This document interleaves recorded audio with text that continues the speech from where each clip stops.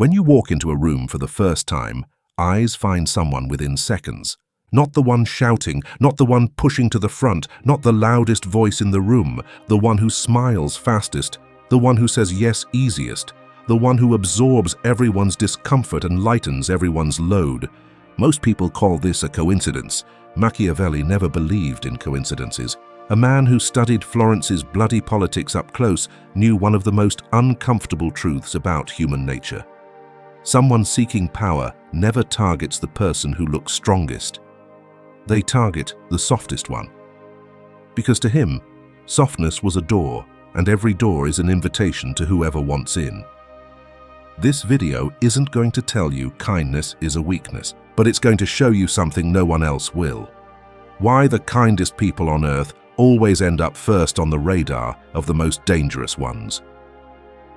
Keep watching, because once you know this, you'll never walk into a room the same way again. Think about it for a second. A new project starts at the office, and everyone's waiting to see how the work gets split. There's always one person who can't say no, who quietly absorbs everyone else's overflow, who says, "I'll handle it." In The Prince, Machiavelli never treats power as a moral question. He treats it as an observation. To him, people fall into two types: those who can protect their own interests and those who can't. And the person we call a manipulator is simply the one who spots that divide faster than anyone else in the room. A kind person sees their own kindness as a virtue. A manipulator reads it as a map of weaknesses. And that reading happens in seconds. Who apologizes first? Whose eyes drop? Who still looks uncomfortable even after saying it's fine? Because a manipulator doesn't actually study people. They study reactions. To them, there's no such thing as character, only patterns that have worked before. And kindness is the pattern that works best of all. So when a manipulator walks into a room, their eyes don't scan everyone equally. They're looking for whoever will give in fastest. Why the kind one specifically? Machiavelli's answer wasn't a gentle one.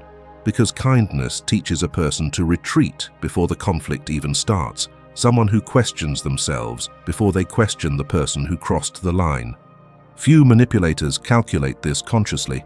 Most sense it the way a predator does, reading where the resistance isn't before a word is even exchanged. Machiavelli captured this instinct in his Fox and Lion. The lion frightens with raw force. The fox needs no force at all. It simply knows exactly where the ground gives way. A manipulator is rarely the lion. Almost always, they're the fox. And the fox goes wherever there's no resistance, because resistance costs something. A kind person is the cheapest ground there is. This isn't just a calculation strangers make. The same math runs through the people closest to us, even the ones who share our blood.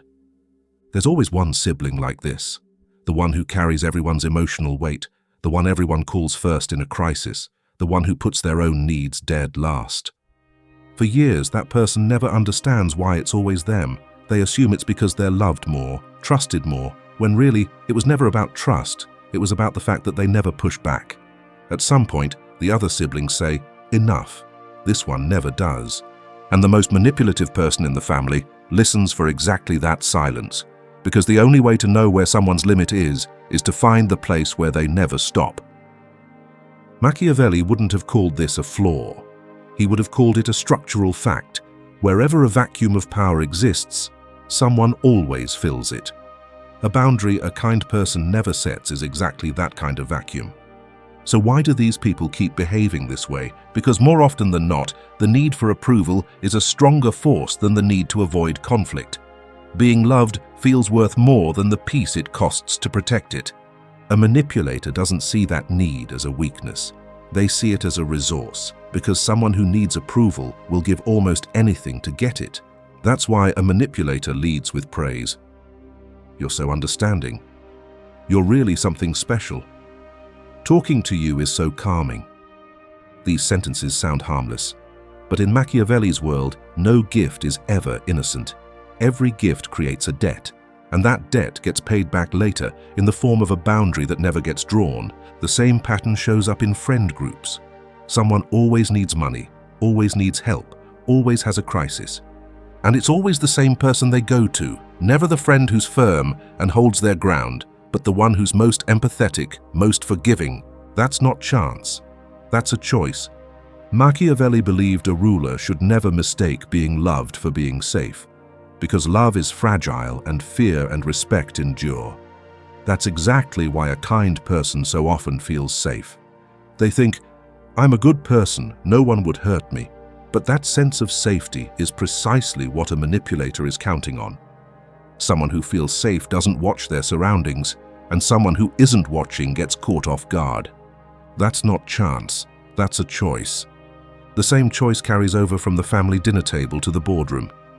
There's always someone in a promotion cycle who works the hardest, contributes the most, and defends themselves the least. In the boss's eyes, they're easy to manage, which sounds like a compliment, but is actually a trap. Machiavelli would have said no hierarchy runs on pure good intentions. Whoever holds the power will use it the moment the opportunity appears. That's not just true of rulers, it's true of every boss, every authority. And the easiest person to manage becomes the most used person in the room. Because someone who takes on one more task every single time without ever pushing back ends up teaching everyone something without realizing it, that they have no limit.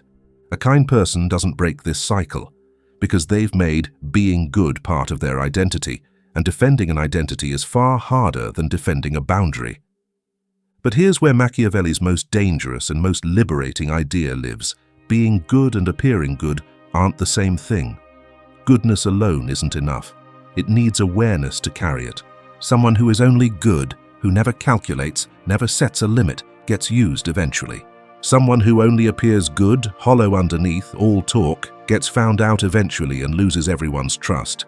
But someone who is genuinely good and stays alert at the same time, kind but with limits, generous but not naive, warm but watchful, that person stops being a target. That person becomes unreadable. And a manipulator avoids what they can't read, because what can't be read can't be calculated. Machiavelli never taught this as cruelty. To him, it was simply the math of survival. You don't have to give up your kindness, but you do have to stop letting it be a visible weakness.